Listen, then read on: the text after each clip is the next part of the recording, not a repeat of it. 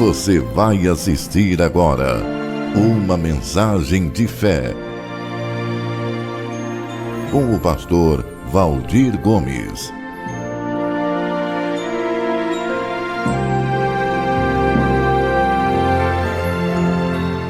Tem gente, tem pessoas que ela enxerga a mesma oportunidade e recua. Vamos ler juntos? Preste atenção. Eu disse para você que a gente ia ler juntos. Então, preste atenção. Mas, pela minha vida, pela minha presença gloriosa que enche toda a terra, juro, isso é Deus falando, que nenhum desses homens viverá para entrar naquela terra. Eles viram a minha glória e os milagres que fiz no Egito e fiz no deserto. No entanto, 10 vezes, não foi uma nem duas, 10 me puseram à prova. E puseram à prova a minha paciência.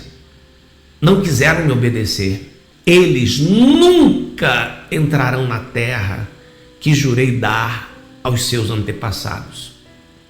Nenhum daqueles que me abandonaram verá aquela terra. Mas, preste atenção aqui, mas o meu servo Caleb tem um espírito diferente. Veja bem, povo de Deus, o que é um outro espírito? Tem um espírito diferente. Sempre tem sido fiel a mim.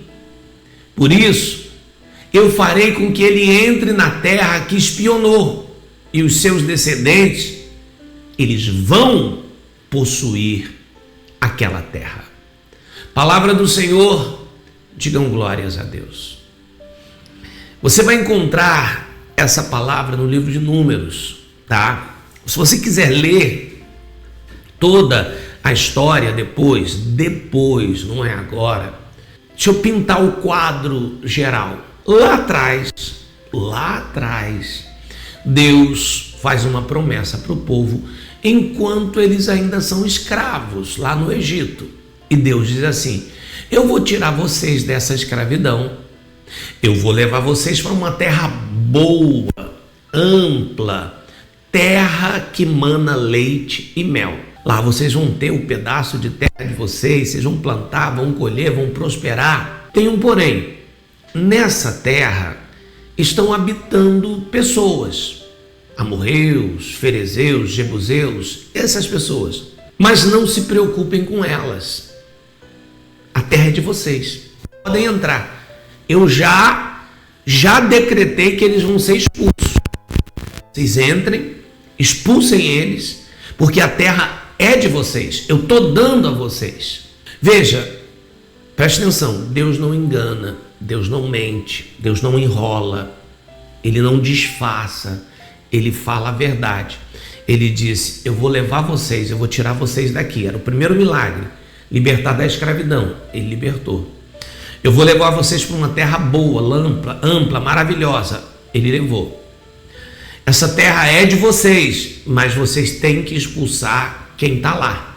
Ele não mentiu. A terra não estava vazia, tinha gente lá. Ele disse: expulsem elas, porque essa terra é de vocês. Eles são poceiros, eles são invasores. Eu não estou tirando nada de ninguém, já é de vocês essa terra. Vocês só estão voltando para ela. Muito bem. Vocês conhecem a história, o povo foi liberto, atravessou o Mar Vermelho, deserto, aquela história toda que o pastor já ensinou para vocês.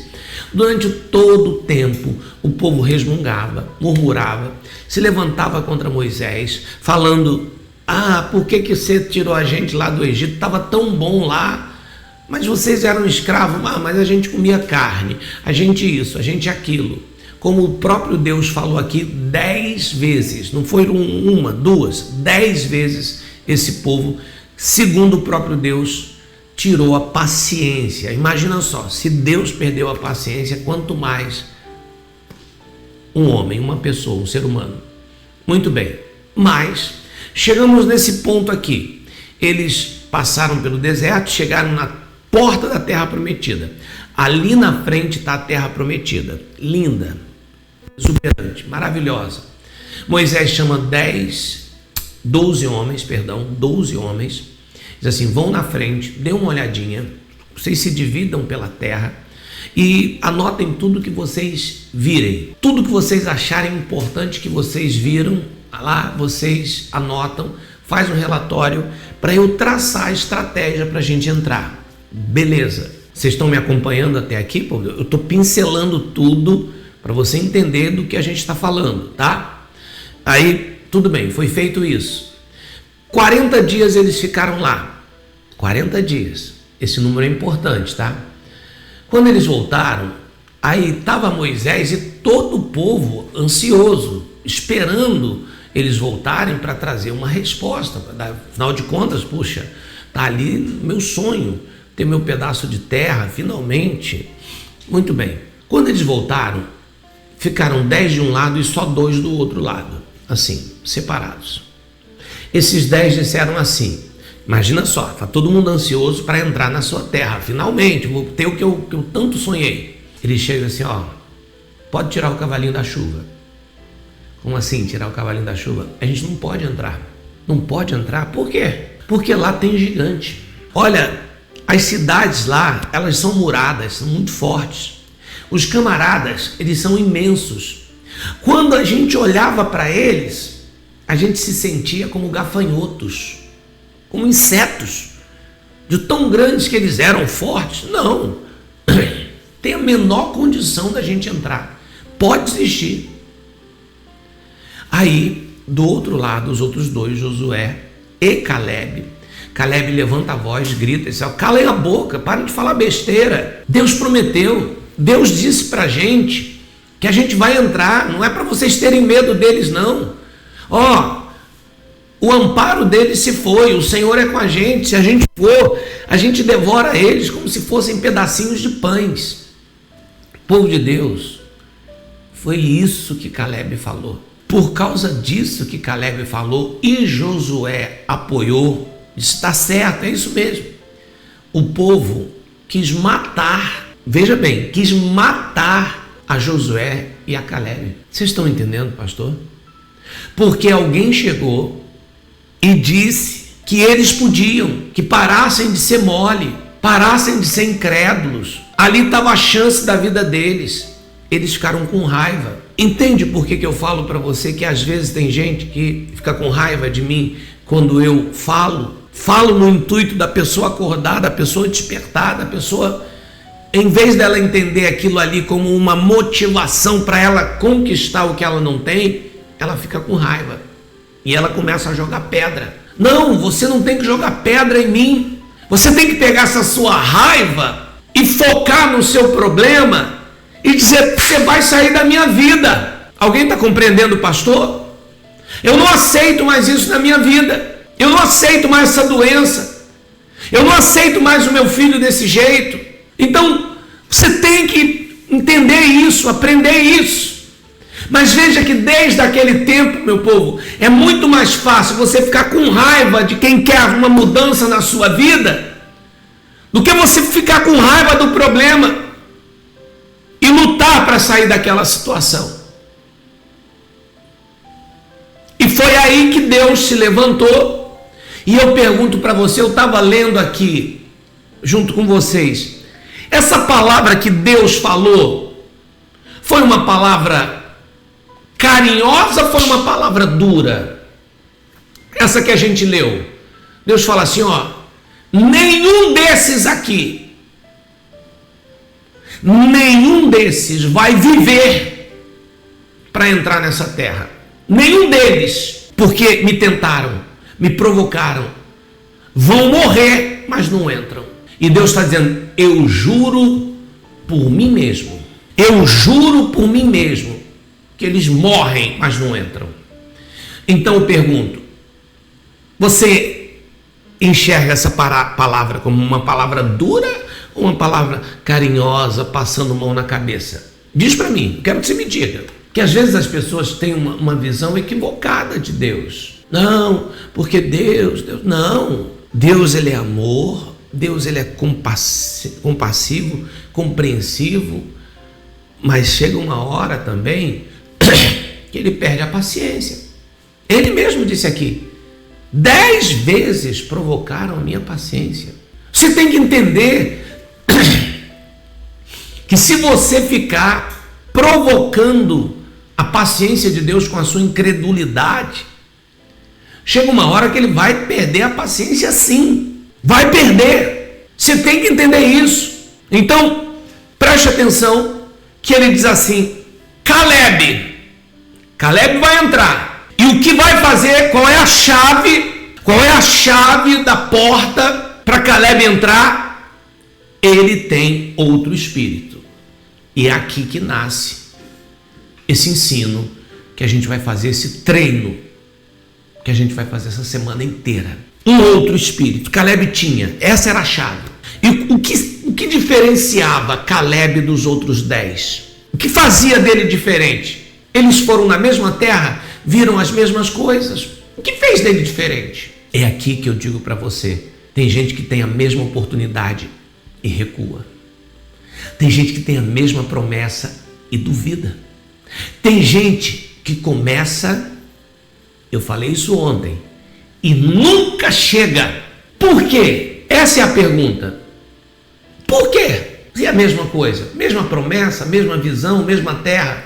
Porque aqui a gente não está falando do que Deus prometeu. A gente está falando do espírito que tem dentro da pessoa. Preste atenção. Não estou falando da promessa. A promessa foi feita para todo mundo. 12 homens entraram na terra, viram as mesmas coisas, andaram pelos mesmos caminhos, receberam a mesma promessa, mas 10 dentre eles voltam dizendo: não dá, é impossível, não vamos conseguir. E só 2 disseram: vamos subir, porque a gente vai vencer. Mas a terra era a mesma, o problema era o mesmo. O espírito era completamente diferente. Quem está compreendendo, pastor? Fala para mim, dá um sinal aqui. Às vezes você fica calado, eu preciso saber que você está comigo, preciso saber que você está aqui nesse espírito. O espírito era outro, não era o mesmo. Aqui está a diferença. É aqui que Deus revela algo que muda tudo para nós. Caleb tinha um outro espírito.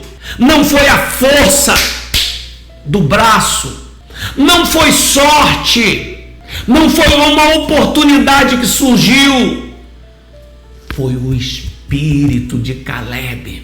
E talvez, veja bem, aqui está o motivo pelo qual muita gente começa, não termina, sonha e não conquista, acredita, mas nunca avança. É porque não tem promessa? Não, tem a promessa, mas não tem um espírito preparado, adequado, certo para sustentar essa promessa.